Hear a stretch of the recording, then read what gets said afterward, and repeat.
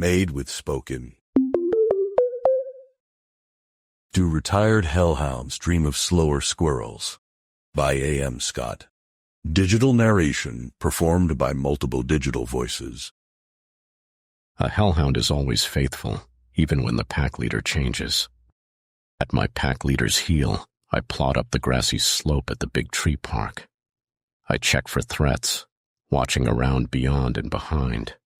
My leader, the best leader, never snarls when I bump into him. He knows I'm doing my job. If I stumble, it's because I am guarding him, not watching my feet. I am extra cautious today because I am alone. I do not know where the rest of the pack is. I can keep my leader safe, even though I am old and slow.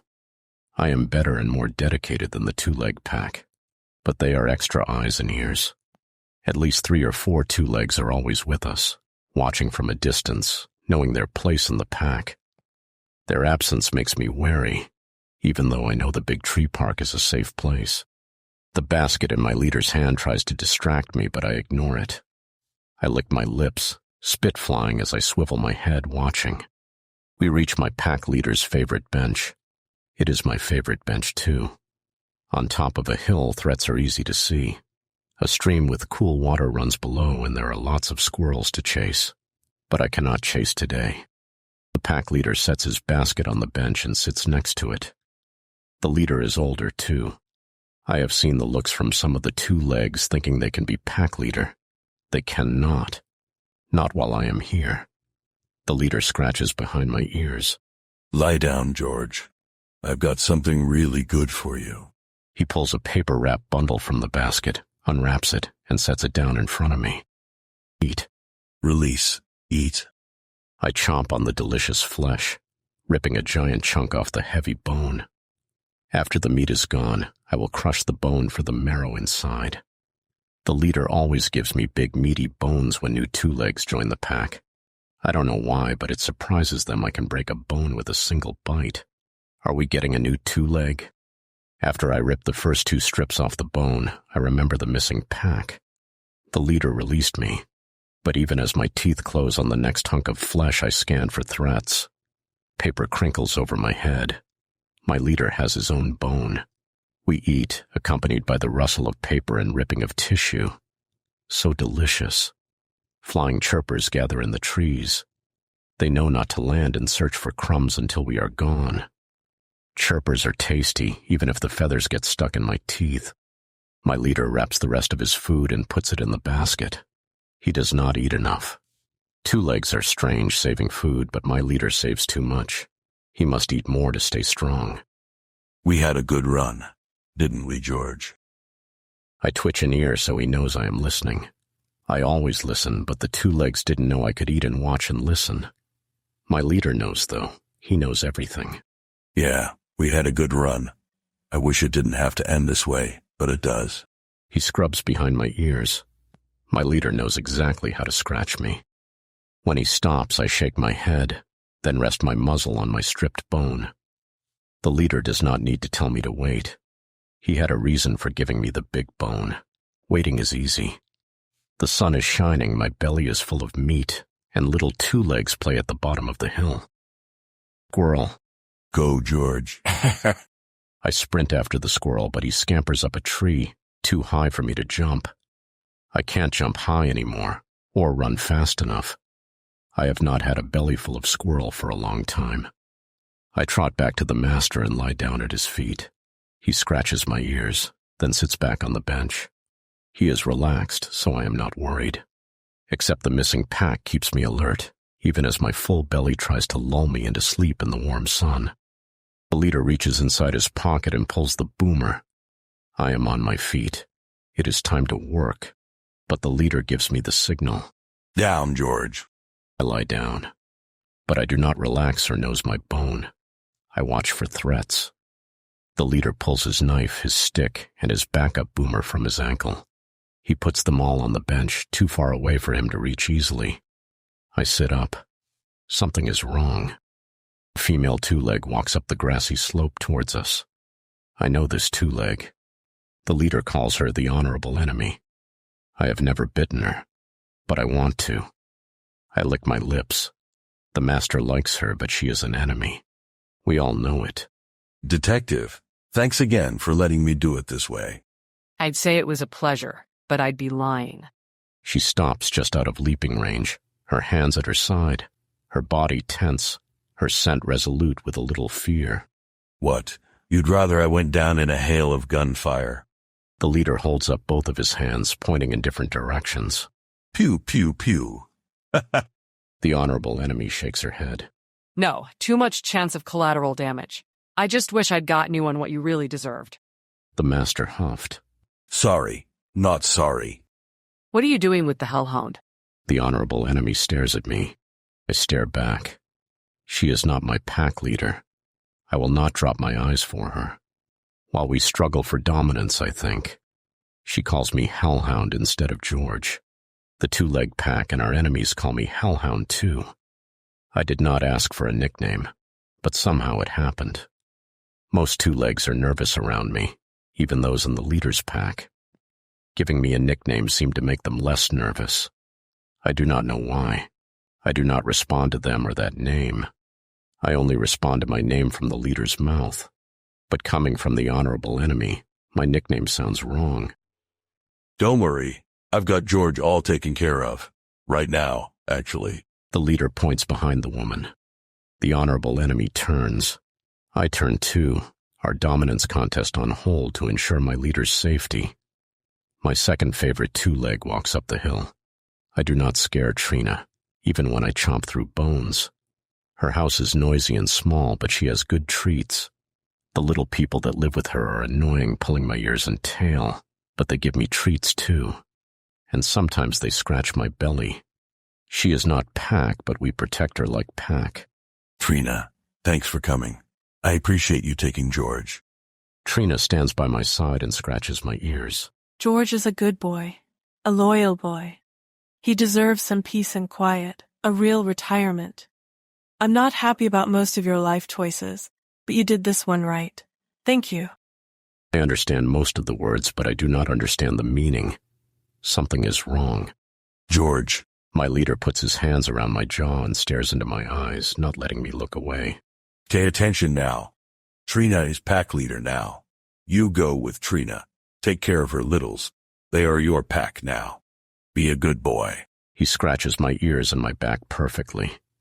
Then he puts his arms around me and squeezes. He has never done this before.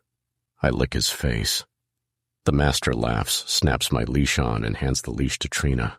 I'll miss you the most, George. More than sunshine and grass. He sniffs hard and looks away. Something is wrong. The master never gives my leash to anyone else. I tense, ready to spring. George, it's okay. Go with Trina. Take care of her. Be a good boy. Trina is pack leader now. He scratches my ears again. My leader stands and holds his wrists out in front of him. Okay, I'm ready. The honorable enemy steps forward, taking my leader's wrist in her hand. I growl. No, George. Release. Trina is your pack leader. Trina snaps my leash. Sit, George. I sit. She has my leash. My leader says Trina is my leader now. But this is wrong. The honorable enemy snaps something around my leader's wrists. He sucks in a breath. I crouch, ready to jump. Trina jingles my leash. Sit, George. I do. I must. The honorable enemy takes my leader's boomer and all the other teeth on the bench. Then she pulls my leader away, her hand on his arm. I get up to go, but the leash pulls tight.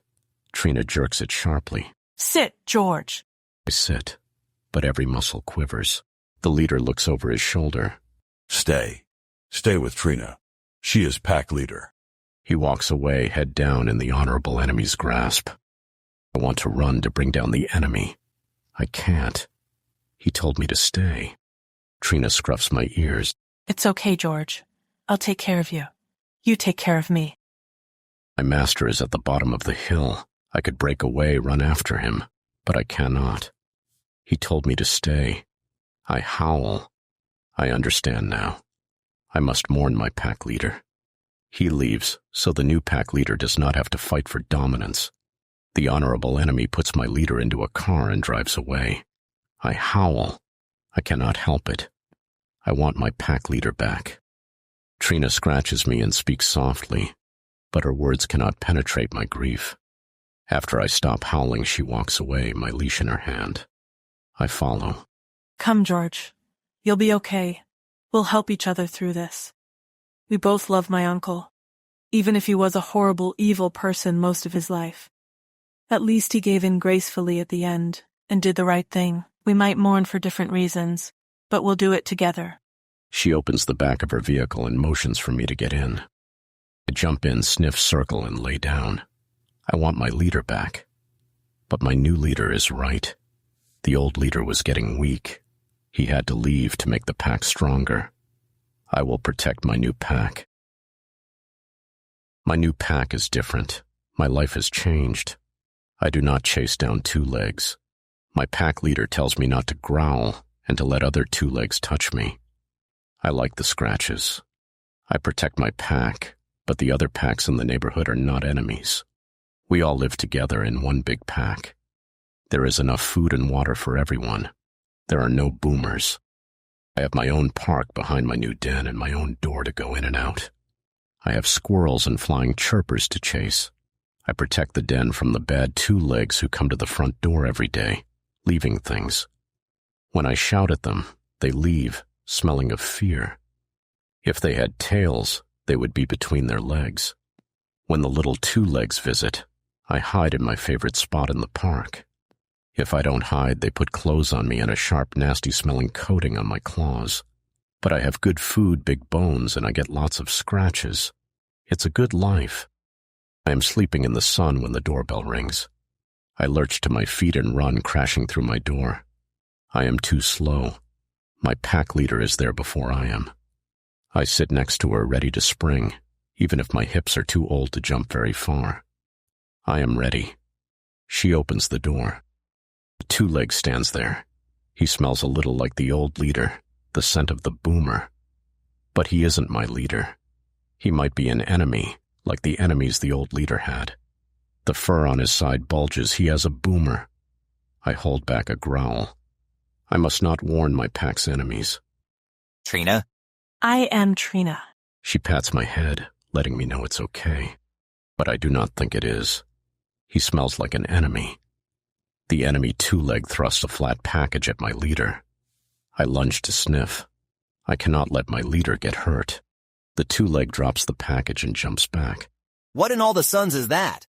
This is George. He's an Eradian Hound my uncle rescued. George is a good boy. Get the package, George. I sniff the package. The boomer scent is faint, only where the enemy held it. I blow and sniff harder. No boomer stuff comes out of the package, and the scent remains weak. It is paper. The paper exchanged for treats and food. I pick up the package, careful not to chomp through it. It tastes faintly of boomer, but mostly paper. Right. The two-leg steps back. That's for you. My leader waits for the two-leg to drive away, then steps back and closes the door. Good boy, George. The boomer smell is the same, only on the outside. I give her the package. My leader walks to the kitchen and hands me a treat. Good boy, George. She sits at the table. Paper rips, then rustles. Well, this is more than I expected. This will pay for a lot of bones. She opens the good food box and gives me a big meaty bone. Good boy, George. I take my bone to the den's front door instead of my park. I did not like that two-leg smell. He is an enemy. I will guard my pack in my den. That is my job. Running and chomping two legs and protecting my old leader was more exciting. But my new job is important. I rip a chunk of flesh from the bone and chew. Sometimes I wake up in the dark, dreaming about my old life and my old leader. But I know I am too old for that life. My old leader knew it too, so he left. Still, I cannot help but howl sometimes, wishing for my old leader, my old pack, and my old life. When I howl, my new leader calls me. She scratches my ears, hugs me, and lets me lick her face. It isn't the same. She is not my old leader. But I have a pack to protect, good food to eat, and my own park with squirrels and flying chirpers. I have the best life a retired hellhound could ask for. If only the squirrels were slower. Hello, spoken listeners. I'm Anne-Marie Scott, writing science fiction and urban fantasy as A.M. Scott, and military romantic suspense as Anne M. Scott. I wrote this story for the charity anthology Hellhounds, edited by Kate Pickford and J.A. Clement. Kate was raising funds to keep an elderly relative named Erada in her home, the only place she'd ever lived.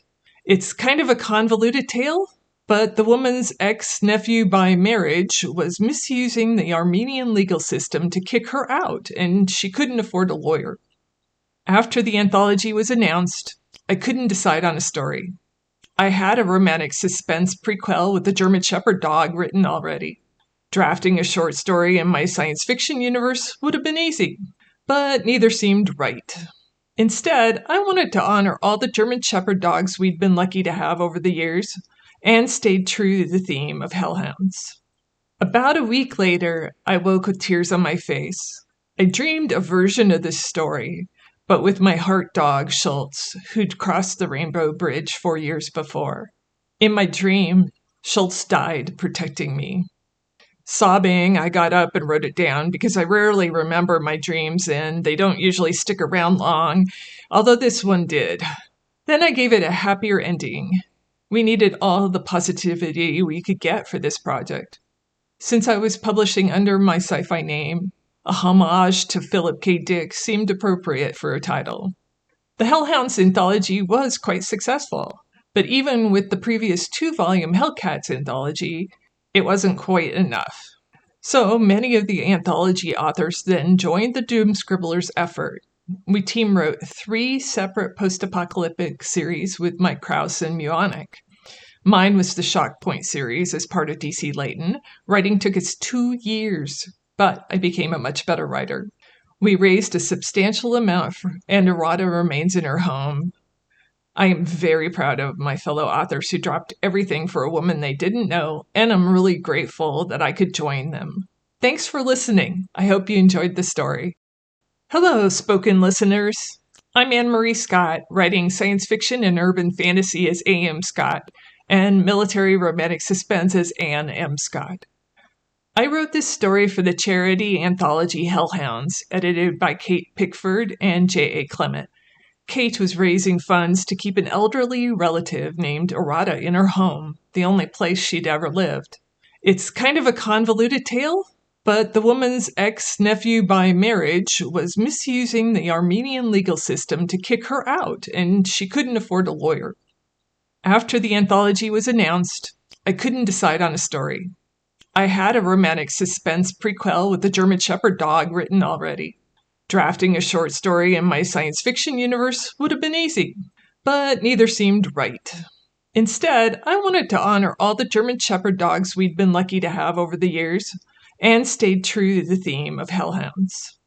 About a week later, I woke with tears on my face. I dreamed a version of this story, but with my heart dog, Schultz, who'd crossed the Rainbow Bridge 4 years before. In my dream, Schultz died protecting me. Sobbing, I got up and wrote it down because I rarely remember my dreams and they don't usually stick around long, although this one did. Then I gave it a happier ending. We needed all the positivity we could get for this project.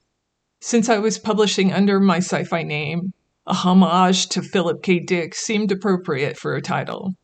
The Hellhounds anthology was quite successful, but even with the previous 2-volume Hellcats anthology, it wasn't quite enough. So many of the anthology authors then joined the Doom Scribblers effort.